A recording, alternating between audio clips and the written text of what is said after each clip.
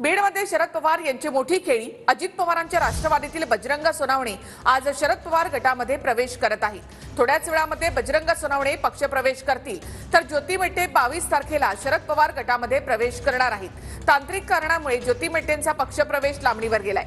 बारामतीमध्ये ज्योती मेटे शरद पवार गटामध्ये प्रवेश करतील। ज्योती मेटे या सुद्धा लोकसभेसाठी इच्छुक आहेत, तर बजरंग सोनवणे हे सुद्धा बीडमधून लोकसभेसाठी इच्छुक आहेत।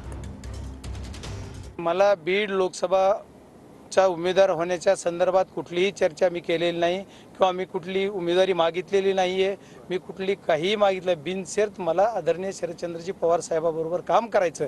आजच्या माझ्या कार्यकर्त्यांना तुम्ही ऐकलेलं आहे, कार्यकर्त्याची प्रामाणिक भावना होती की आपण शरदचंद्रजी पवार साहेबाबरोबर काम करायचं। नाही, अजितदादा हे माझं दैवत आहे। अजितदादाविषयी मी कुठलाही शब्द बोलू शकत नाही। अजितदादावर माझं प्रेम आहे, होतं आणि राहील। मला पवार साहेबांनी सांगितलं की तू हिमालयात जाऊन लढायचं, तरी मी लढल। आदेश दिला पक्षाचा आदेश।